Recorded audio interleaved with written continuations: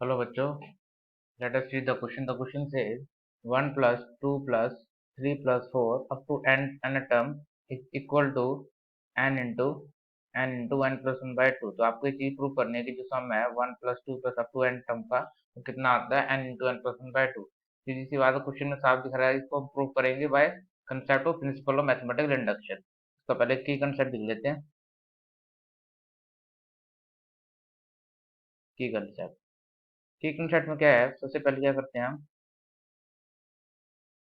Consider P of n be a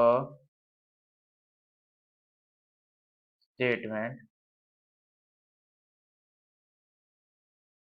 for n belongs to n. n क्या होता है, इसके अंदर नेचुरल नंबर होते हैं. ठीक है, तो किसी भी टू प्रूव आप P of n जो है एक स्टेटमेंट मान लेंगे, फिर क्या करेंगे, P of n को ट्रू स्टेटमेंट करने के लिए कि भाई ये हर एक n के लिए ट्रू है, इसके लिए क्या है, कुछ स्टेप्स आते हैं. पहला स्टेप क्या करता है, चेक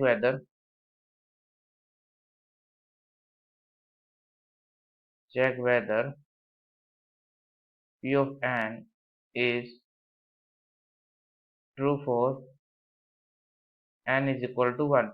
फिर क्या करेंगे, पहले स्टेटमेंट मान लेंगे, फिर चेक करेंगे कि P of n ट्रू है n इक्वल टू 1 के लिए, जो कि ट्रू होगा, क्योंकि अगर n इक्वल टू 1 के लिए ट्रू नहीं हुआ तो n के लिए कैसे ट्रू हो पाएगा, तो n इक्वल टू 1 के लिए ट्रू हो जाएगा. तो सेकंड स्टेप क्या कहते हैं, इसके बाद लेट कर लेते हैं, लेट P of n जो स्टेटमेंट है इज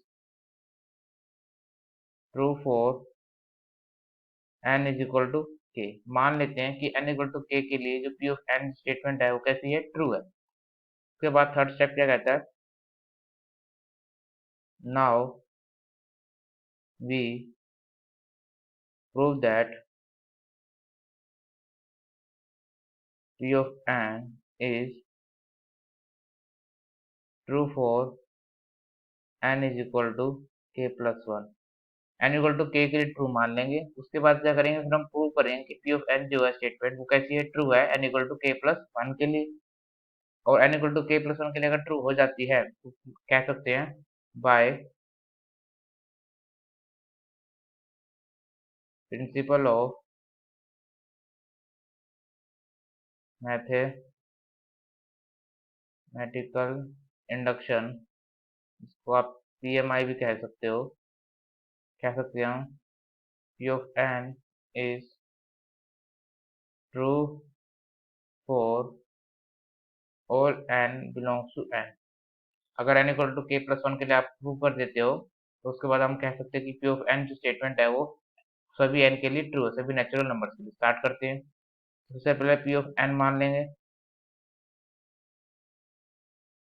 P of n क्या हो जाएगा, 1 plus 2 plus 3 plus up to n is equal to n into n plus 1 by 2. ठीक है. अब सबसे पहले करेंगे फॉर n इक्वल टू 1 के लिए चेक.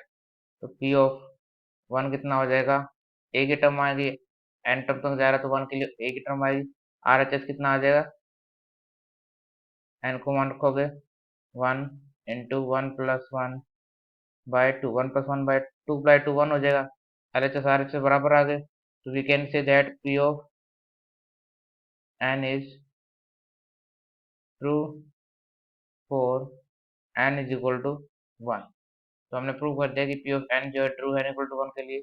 इसके बाद क्या करेंगे, लेट करेंगे, let us assume that P of n is true for n is equal to k के लिए ट्रू है. तो 1 प्लस 2 प्लस 3 अप टू के एस टर्म के लिए कितना हो जाएगा, ये n को k से रिप्लेस कर रहे हैं, सिर्फ k के लिए हमने मान लिया है k इंटू के प्लस 1 बाय 2. इसको मान लो फर्स्ट इक्वेशन. ठीक है. फिर नाउ अब हम P of k प्लस 1 के लिए अब प्रूव करेंगे. ठीक है. तो करेंगे for n is equal to k plus 1 के लिए प्रूव करना है. तो LHS क्या आएगा, 1 plus 2 plus 3 plus up to k आएगा.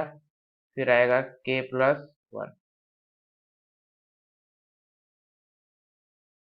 k+1 तक जाना है तो k+1 से पहले k आएगा, ठीक है, k+1। अब आप फर्स्ट इक्वेशन से देखोगे तो आप देखोगे तो जो 1 से लेकर के k तक का सम है वो तो हमने k इंटू k+1/2 मान लिया है, इसको डायरेक्ट रिप्लेस कर सकते हैं, तो रख दो k into k+1/2 plus k+1 is equal to k+1 common ले लेंगे, क्या बच गया, k/2 plus 1 is equal to, इसको सोल्व करेंगे, k+1 इंटू k+2/2, ये आया हमारे पास n इक्वल टू k+1 का LHS, ठीक है। अब ध्यान से देखो यहाँ पर जो है हमारे पास टर्म कौन सी चल रही है, k+1 टर्म तक के लिए चल रहा है, k+1 के लिए क्या है, k+1 इंटू k+1+1, तो इसको आप लिख सकते हो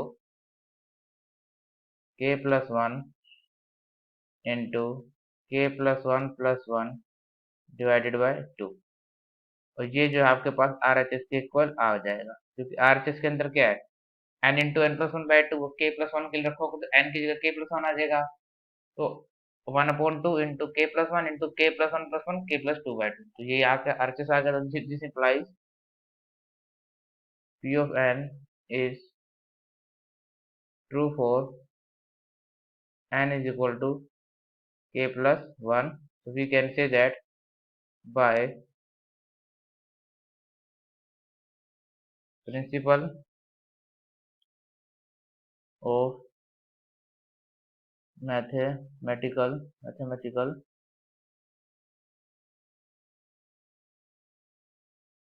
induction, P of n is true for all n belongs to n। तो इससे हम by principle of mathematical induction से प्रूव कर दिया हमने कि P of n जो है वो ट्रू है सभी नेचुरल नंबर्स के लिए, okay. So I hope you understood it well, best of luck.